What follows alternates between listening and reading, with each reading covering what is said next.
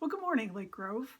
Our 365 reading for this morning is found in the Gospel according to Luke, chapter 24, verses 13 through 35. That's story number 334 in the 365 Bible. This passage contains one of the most beloved accounts of the resurrection. This delightful story is found only in the Gospel according to Luke. If you've not had a chance to read our passage for today, let's take a moment and have you do so right now. Well, welcome back.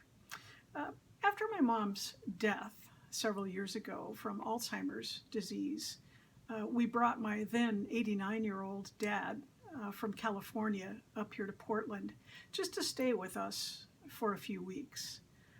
It was a chance for him to regroup and kind of collect himself. He had been taking care of my mom for a number of years, 24/7. Some of you know what that's like.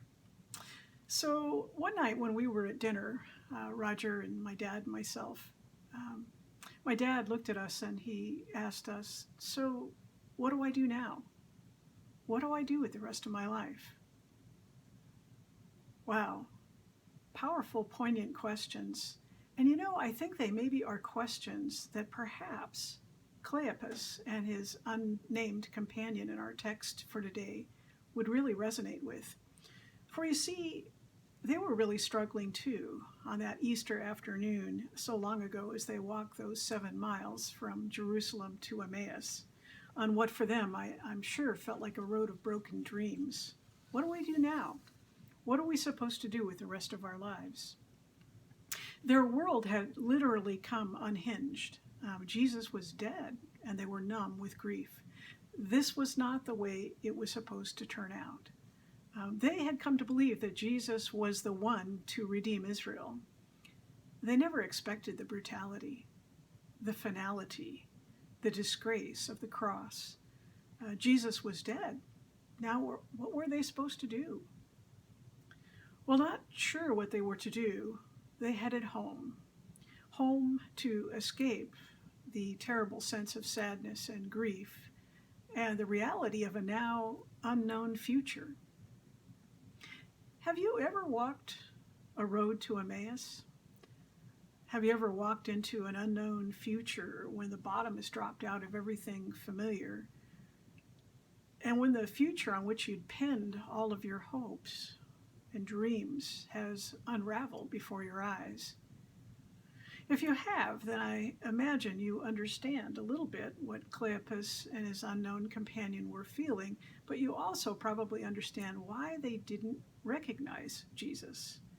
We can only guess that their hearts and their minds were so full of pain and discouragement that they couldn't see Jesus.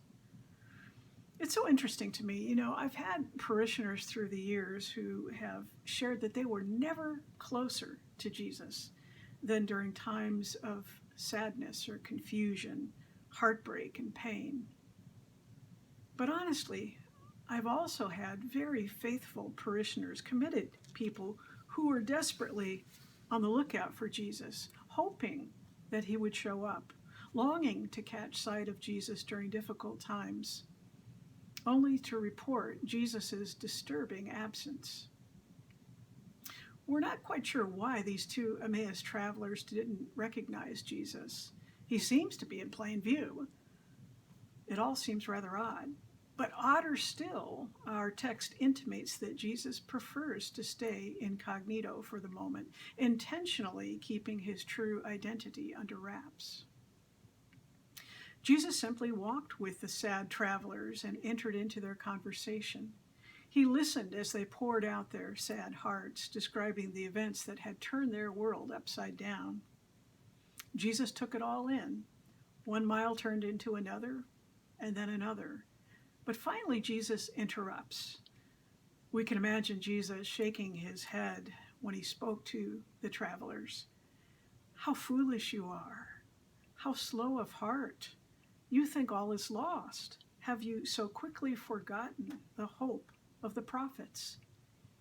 Well, for the next several miles, Jesus took Cleopas and his companion through a short Bible study of salvation history from A to Z. with Jesus describing how it was all part of the plan for the Messiah to suffer and die.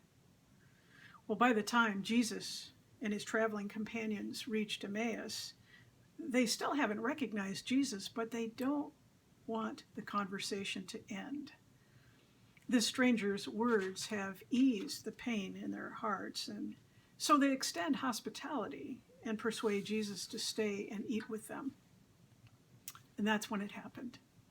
Jesus reached for the bread, and they really saw his hands for the first time. Nail marks. And the words and actions were strangely familiar.